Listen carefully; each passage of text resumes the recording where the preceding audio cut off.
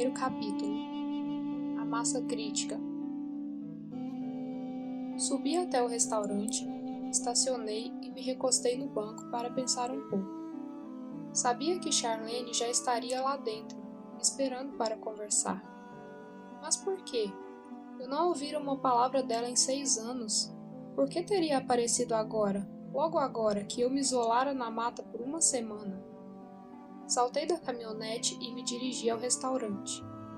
Às minhas costas, o último fulgor do poente mergulhava no ocidente, lançando clarões de um âmbar dourado sobre o estacionamento molhado. Um rápido aguaceiro encharcara tudo uma hora antes, e agora o entardecer de verão parecia fresco e renovado, e devido à luz que se esvaía, quase surreal. Uma meia-lua pairava acima. Enquanto eu andava, velhas imagens de Charlene me inundavam a mente. Ainda estaria bonita, intensa? Como o tempo a teria mudado? E que pensar do tal manuscrito de que ela falara? Um antigo artefato descoberto na América do Sul, sobre o qual mal podia esperar para me contar. Tenho uma espera de 2 horas no aeroporto, ela dissera ao telefone. Pode se encontrar comigo para jantar? Vai adorar o que diz este manuscrito. É simplesmente o seu tipo de mistério. Meu tipo de mistério? O que queria dizer com aquilo? Dentro do restaurante estava lotado. Vários casais esperavam mesas. Quando encontrei a gerente, ela me disse que Charlene já se sentara e me conduziu para uma área em terraço acima do salão principal de jantar. Subi a escada e notei uma multidão em torno de uma das mesas. Na multidão, 2 policiais. De repente, os policiais me viraram, passaram por mim correndo e desceram a escada.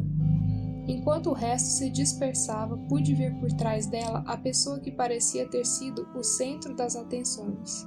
Uma mulher ainda sentada à mesa, Charlene. Aproximei-me rapidamente dela. Charlene? Que há? Algum problema? Ela jogou a cabeça para trás com fingida exasperação e se levantou, lampejando seu famoso sorriso. Reparei que talvez tivesse o cabelo diferente, mas o rosto era exatamente como eu lembrava. Traços delicados, boca grande, uns olhos azuis imensos. Você não vai acreditar, ela disse, puxando-me num braço amistoso. Fui ao banheiro há alguns minutos e, enquanto estive ausente, alguém roubou minha pasta. O que tinha dentro dela? Nada de importante, só alguns livros e revistas que eu ia levar comigo na viagem. Que loucura! As pessoas nas outras mesas me disseram que alguém simplesmente entrou, pegou a pasta e saiu. Deram uma descrição à polícia e os guardas disseram que iam vasculhar a área. Talvez fosse melhor eu ajudá-los a procurar. Não, deixa pra lá. Não tenho muito tempo e preciso conversar com você.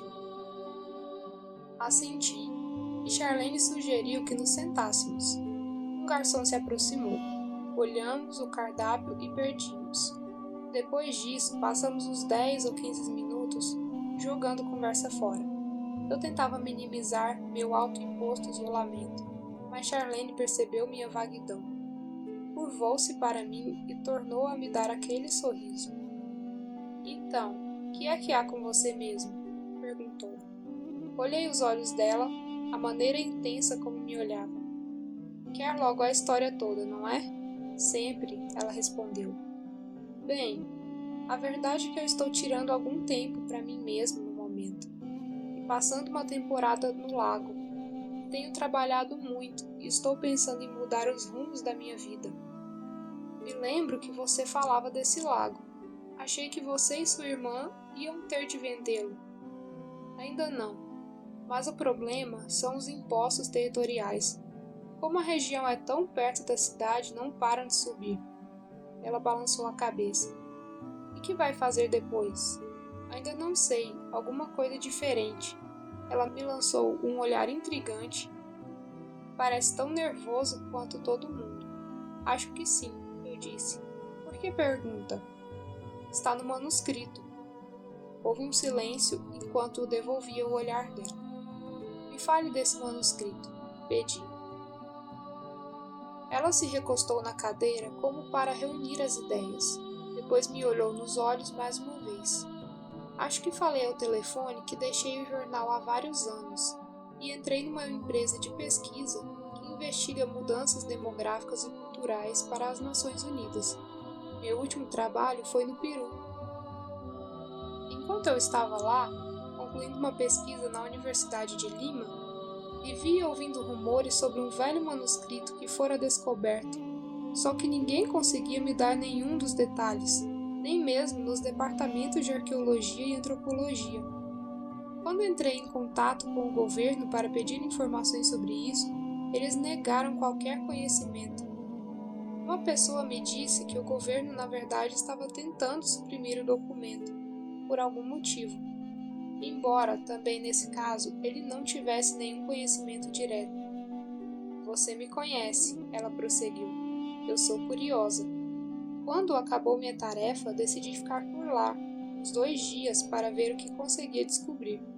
No início, toda pista que eu seguia se revelava mais um beco sem saída. Mas então, quando almoçava num café nos arredores de Lima, notei um padre me observando. Passados alguns minutos, ele se aproximou e admitiu que tinha me ouvido fazendo perguntas sobre o manuscrito, antes daquele dia. Não quis me revelar seu nome, mas concordou em responder a todas as minhas perguntas. Ela hesitou um instante, ainda me olhando intensamente. Ele me disse que o manuscrito remonta a cerca de 600 anos antes de Cristo. Prevê uma enorme transformação na sociedade humana. A partir de quando? Perguntei. Das 2 últimas décadas do século XX. Agora? Agora. Que tipo de transformação deve ser? Perguntei. Ela pareceu embaraçada um instante. Depois respondeu com energia. O padre me disse que é uma espécie de renascer da consciência, que se dá muito devagar. Não é de natureza religiosa, mas espiritual. Estamos descobrindo alguma coisa nova sobre a vida humana neste planeta, sobre o sentido de nossa existência. E segundo o padre, esse conhecimento vai modificar sensacionalmente a cultura humana. Ela fez uma nova pausa e depois acrescentou. O padre me disse que o manuscrito se divide em partes ou capítulos, cada um dedicado a uma determinada compreensão da vida. O manuscrito prevê que nessa época os seres humanos vão começar a assimilar essas compreensões em sequência, uma após a outra, como se a gente passasse de onde está agora para uma cultura completamente espiritual na Terra. Eu balancei a cabeça e ergui uma sobrancelha cinicamente. Você acredita mesmo nisso? Bem, ela respondeu, eu acho. Olhe em volta. Interrompi, apontando as pessoas sentadas no salão abaixo de nós. Este é o mundo real. Vê alguma coisa se modificando aí? No entanto, no momento em que eu dizia isso, ouviu-se uma observação furiosa numa mesa junto à parede, mais distante. Uma observação que não consegui entender, mas que fora bastante alta para emudecer todo o salão. A princípio, achei que o distúrbio era outro roubo, mas depois percebi que era só um bate-boca. Uma mulher aparentando uns 30 anos levantou-se encarando indignada o homem sentado do outro lado da mesa. Não, berrou. O problema é que este relacionamento não está saindo do jeito que eu queria, entende? Não está saindo. Recompôs-se, jogou o guardanapo na mesa e foi-se embora. Charlene e eu nos fitamos, chocados com o fato de a explosão ter ocorrido no mesmo instante em que discutíamos as pessoas abaixo de nós. Por fim, ela indicou com a cabeça a mesa onde o homem ficara sozinho e disse: é o mundo real mudando. Como? Perguntei ainda desconcertado. A transformação está começando com a primeira visão. E, segundo o padre, essa visão sempre aflora inconscientemente a princípio, como uma profunda sensação de inquietação. Inquietação? que é que estamos procurando? É exatamente isso. No início não temos certeza. Segundo o manuscrito, estamos começando a vislumbrar uma forma de experiência alternativa, momentos em nossas vidas que parecem de algum modo diferentes, mas intensos e inspirados. Mas não sabemos o que é essa experiência, nem como fazer com que dure, e quando ela termina, somos deixados insatisfeitos e inquietos com uma vida que mais uma vez parece comum. Você acha que era essa inquietação que estava por trás da raiva da mulher? Acho sim, ela é como todos nós. Estamos todos em busca de maior realização em nossas vidas e não toleramos nada que pareça nos puxar para baixo. Essa busca inquieta é o que está por trás da atitude de primeiro eu que caracterizou as últimas décadas e está afetando todo o mundo, de Wall Street a gangues de rua. Ela me olhou diretamente. E quando se trata de nossas relações? Nós ficamos tão exigentes que as estamos tornando quase impossíveis. Essa observação trouxe de volta as lembranças de meus 2 últimos relacionamentos. Ambos haviam começado intensamente e fracassado um ano depois. Quando voltei a me concentrar de novo em Charlene, ela esperava com paciência. Que é exatamente o que estamos fazendo com nossos relacionamentos amorosos? Perguntei. Eu conversei um longo tempo com o padre sobre isso, ela respondeu. Ele disse que quando os 2 parceiros num relacionamento são exigentes demais, quando cada um espera que o outro viva no seu mundo, que sempre esteja ali tomando parte nas atividades que ele ou ela prefere, surge inevitavelmente uma guerra de egos. O que ela dizia me atingiu. Meus 2 últimos relacionamentos haviam de fato degenerado em brigas de poder. Nas 2 situações, nós nos descobrimos num conflito de compromissos. O ritmo era demasiado rápido. Tínhamos muito pouco tempo para coordenar diferentes ideias sobre o que fazer, aonde ir, o que interesse seguir. No final, a questão de quem ia liderar, quem ia dar as diretivas do dia, tinha se tornado um problema insolúvel. Devido a essa batalha pelo controle, continuou Charlene, o manuscrito diz que vamos achar muito difícil ficar com a mesma pessoa por qualquer período de tempo. Isso não parece lá muito espiritual, comentei. Foi exatamente o que eu disse ao padre, ela respondeu. Ele me aconselhou a lembrar que, embora a maioria dos males recentes da sociedade possa ser identificada como essa inquietação e busca, o problema é temporário e deixará de existir. Estamos finalmente tomando consciência do que buscamos de fato, do que é de fato essa outra experiência mais satisfatória. Quando a compreendermos totalmente, teremos alcançado a primeira visão. Nosso jantar chegou e por isso fizemos uma pausa de vários minutos, enquanto o garçom servia mais vinho, para provar a comida um do outro. Quando esticou o braço até o outro lado da mesa para tirar um naco de salmão do meu prato, Charlene franziu o nariz e deu um risinho. Compreendi como era descontraído estar com ela. Tudo bem, eu disse. Que é essa experiência que estamos buscando? Que é a primeira visão? Ela hesitou, como insegura de como começar. É difícil explicar, disse. Mas o padre pôs as coisas assim. Disse que a primeira visão ocorre quando nos tornamos conscientes das coincidências em nossas vidas. Curvou-se para mim.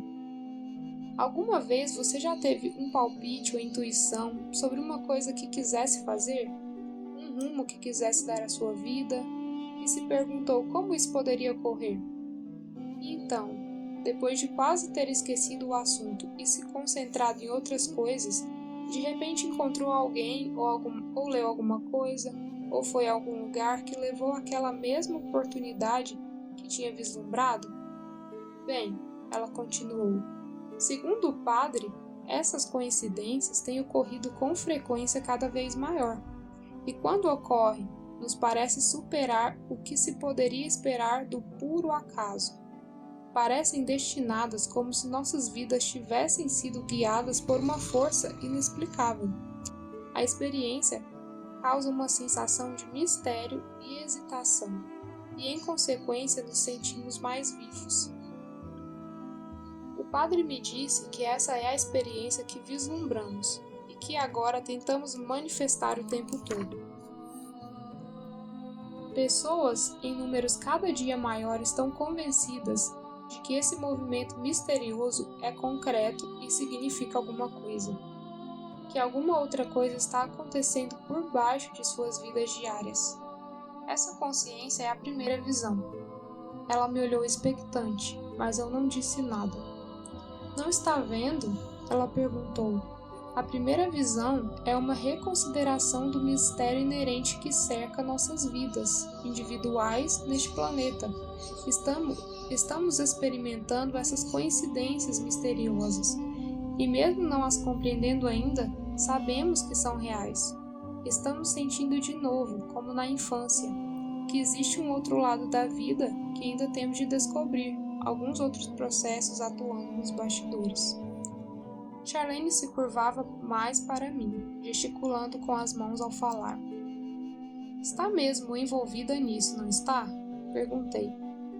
Eu me lembro de uma época, ela disse com firmeza, em que você falava desse tipo de experiência. O comentário dela me sacudiu. Tinha razão. Houvera um período em minha vida em que eu experimentara de fato essas coincidências, e até então tentara compreendê-las psicologicamente. Em algum ponto, ao longo do percurso, minha opinião mudara.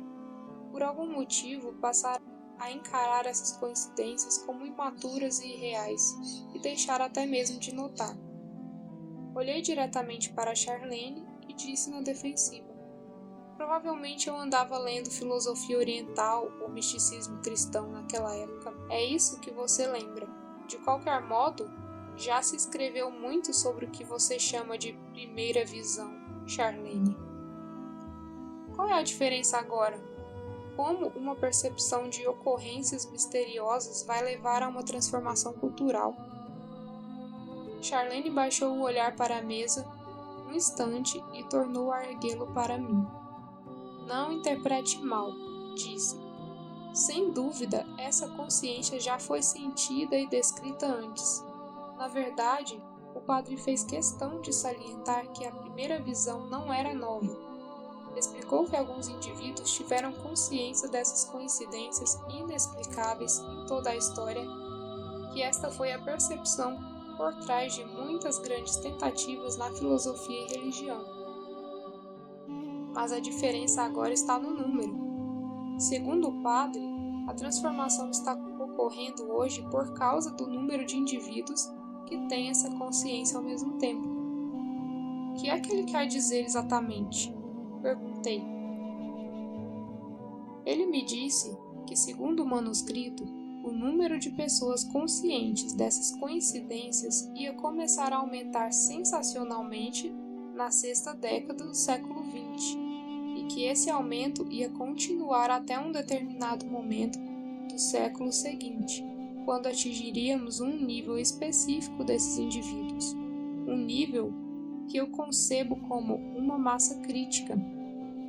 O manuscrito prevê, ela prosseguiu, que assim que atingirmos tal massa crítica, toda a cultura começará a levar essas experiências coincidentes a sério. Vamos nos perguntar em massa que processo misterioso está por baixo da vida humana neste planeta.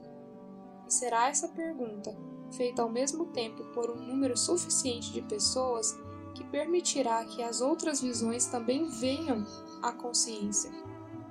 Pois, segundo o manuscrito, quando um número suficiente de indivíduos perguntar a sério o que ocorre na vida, começaremos a descobrir. As outras visões serão reveladas, uma após a outra. Ela fez uma pausa para beliscar um pouco da comida. E quando atingirmos as outras visões? Perguntei. A cultura mudará? Foi isso que o padre me disse, ela respondeu. Olhei-a por um instante, pensando na ideia da massa crítica, e depois disse: Sabe, Tudo isso me parece de uma incrível sofisticação para um manuscrito escrito nos anos 600 a.C. Eu sei, ela respondeu. Eu mesma levantei essa questão, mas o padre me garantiu que os estudiosos que primeiro traduziram o manuscrito estavam absolutamente convencidos de sua autenticidade, sobretudo porque foi escrito em aramaico, a mesma língua em que foi escrita grande parte do Velho Testamento. Aramaico na América do Sul? Como isso foi parar lá em 600 a.C.? O padre não sabia. A igreja dele apoia o manuscrito? Perguntei. Não, ela respondeu. Ele me disse que a maioria do clero estava furiosamente tentando suprimir o manuscrito. Por isso é que não quis me dizer seu nome. Aparentemente, só falar sobre o assunto já era muito perigoso para ele. Ele disse por que a maioria das autoridades da igreja combatia o manuscrito? Disse, porque contesta o caráter absoluto da religião deles. Como? Não sei com exatidão. Ele não discutiu muito isso, mas parece que as outras visões ampliam alguns dos conceitos tradicionais da igreja, de uma forma que assusta os clérigos mais velhos, que acham tudo ótimo do jeito que está. Entendo. O padre disse, continuou Charlene, que não acha que o manuscrito solape qualquer dos princípios da igreja. Se faz alguma coisa, é esclarecer com exatidão o que se quer dizer com essas verdades espirituais. Ele estava muito convicto de que os líderes da igreja veriam esse fato se tentassem voltar a ver a vida como um mistério, e então passassem às outras visões. Ele lhe disse quantas visões haviam? Não, mas falou na segunda visão. Me disse que é uma interpretação mais correta da história recente. Uma interpretação que esclarece mais a transformação. Ele explicou isso? Não teve tempo. Me disse que precisava ir cuidar de um assunto. A gente combinou tornar a se encontrar naquela tarde, mas quando cheguei ele não estava lá. Esperei 3 horas e não apareceu. Tive de partir finalmente para pegar meu voo de volta para casa. Quer dizer que não conseguiu mais falar com ele? Isso mesmo, nunca mais tornei a vê-lo. E nunca recebeu do governo qualquer confirmação sobre o manuscrito? Nenhuma. Há quanto tempo foi isso? Há cerca de 1 mês e meio. Durante vários minutos comemos em silêncio. Afinal, Charlene ergueu os olhos e perguntou: "Que acha?" "Não sei", respondi. Parte de mim continuava cética em relação à ideia de que os seres humanos pudessem mudar de fato. Mas outra parte se espantava ao pensar que um manuscrito falando nesses termos pudesse existir de fato. "Ele lhe mostrou alguma cópia ou alguma coisa?" Indaguei. "Não, tenho apenas minhas anotações." Mais uma vez ficamos calados. "Sabe", ela disse, "eu achava que você ia ficar realmente excitado com essas ideias." Olhei-a. "Acho que preciso de alguma prova de que o que esse manuscrito diz é verdade." Ela abriu de novo um grande sorriso.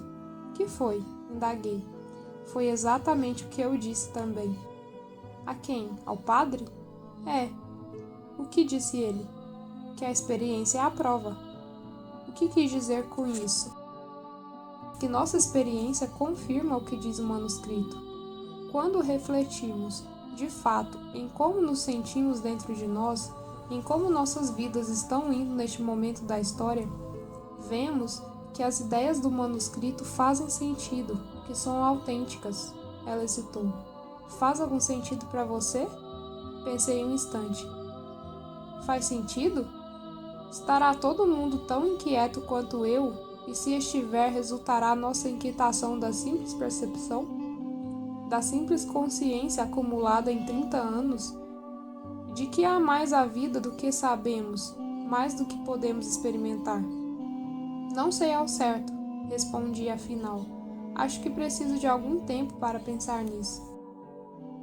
Andei até o jardim ao lado do restaurante e fiquei parado atrás de um banco de cedro voltado para a fonte. À direita via as luzes pulsantes do aeroporto e ouvia os motores roncantes de um jato pronto para decolar. belas flores, disse Charlene às minhas costas.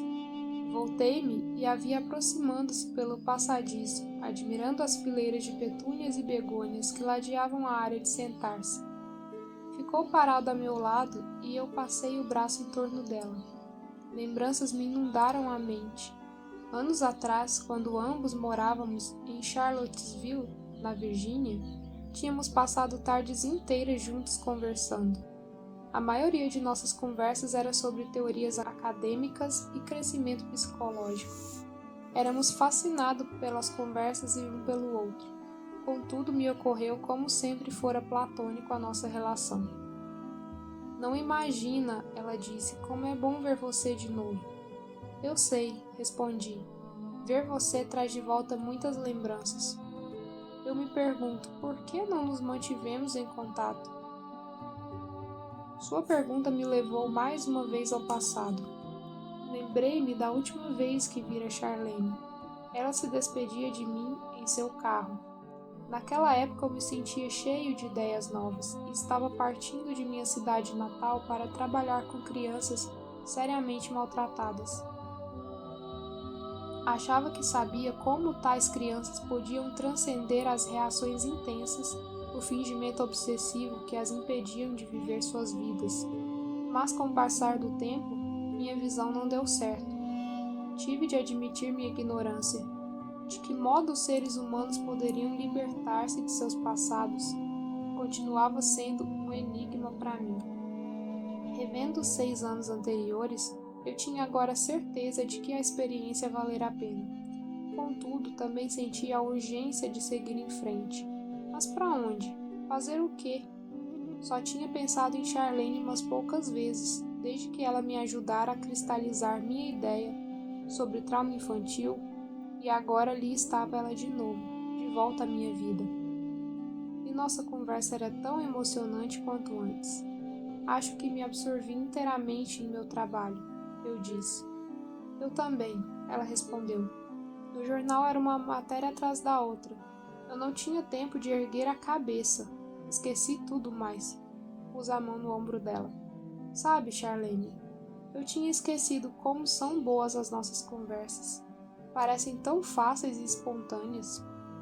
Os olhos e o sorriso dela confirmaram minha constatação. Eu sei, ela disse. As conversas com você me passam muita energia. Eu ia fazer outro comentário quando Charlene olhou fixamente à entrada do restaurante às minhas costas. Ficou com o rosto angustiado e pálido. Que há? Perguntei, voltando-me para olhar naquela direção.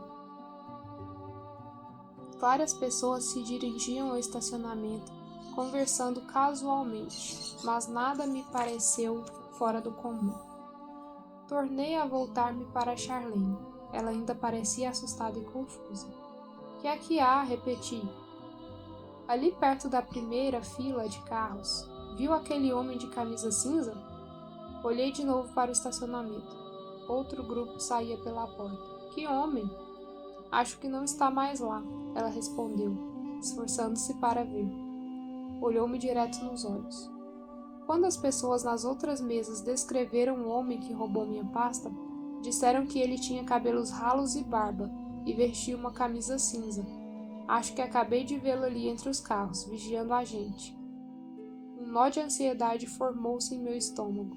Eu disse a Charlene que voltava e já fui ao estacionamento dar uma olhada, tendo cuidado de não me afastar muito. Não vi ninguém que se enquadrasse na descrição.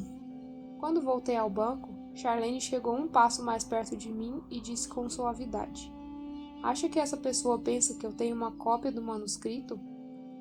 E por isso pegou minha pasta? Estará tentando recuperá-lo? Não sei, respondi, mas vamos chamar a polícia de novo e contar o que você viu. Acho que eles devem checar também os passageiros do seu voo. Entramos e chamamos a polícia e quando eles chegaram informamos o que havia ocorrido. Levaram 20 minutos inspecionando cada carro. Depois explicaram que não podiam ficar mais tempo. Concordaram em checar todos os passageiros no embarque do avião em que Charlene ia viajar. Depois que a polícia se foi, ela e eu nos descobrimos de novo parados sozinhos junto à fonte. Do que estamos falando mesmo? Ela perguntou, antes que eu visse aquele homem. Da gente, respondi. Charlene, por que pensou em entrar em contato comigo sobre tudo isso? Ela me lançou um olhar de perplexidade. Lá no Peru, enquanto o padre me falava dos manuscritos, você não saía do meu pensamento. É mesmo? Não pensei muito nisso, então. Ela continuou. Porém, mais tarde, depois que voltei para a Virgínia, todas as vezes que eu pensava no manuscrito, me lembrava de você. Comecei a esquecer várias vezes, mas sempre alguma coisa me distraía. Depois recebi essa tarefa em Miami, para onde estou indo agora, e descobri após entrar no avião que ia fazer uma escala aqui. Quando desembarquei, procurei seu número. Sua secretária eletrônica dizia para só procurar você no lago em caso de emergência, mas decidi que seria bom ligar. Olhei um instante para ela sem saber o que pensar. Claro, respondi por fim. Estou feliz que tenha ligado. Charlene deu uma olhada em seu relógio. Está ficando tarde. É melhor eu voltar para o aeroporto. Levo você de carro. Fomos para o terminal principal e andamos até a área de embarque.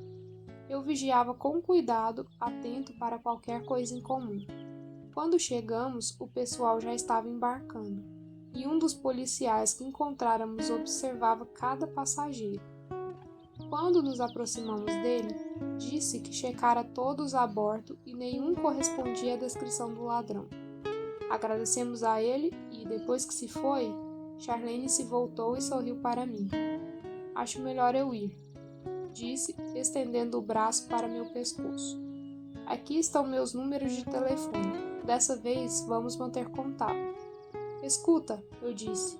Quero que tome cuidado. Se vir alguma coisa estranha, chame a polícia. Não se preocupe comigo, ela respondeu. Vou ficar bem. Durante um momento nos entreolhamos no fundo dos olhos. O que vai fazer em relação ao tal manuscrito?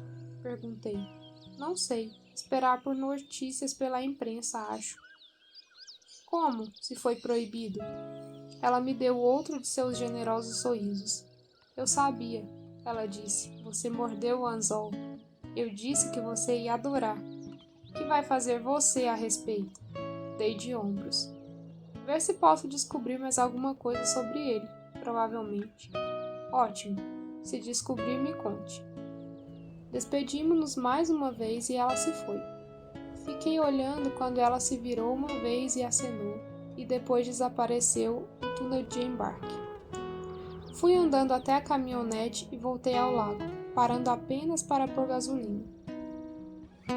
Quando cheguei, saí para a varanda protegida com tela e me sentei numa das cadeiras de balanço.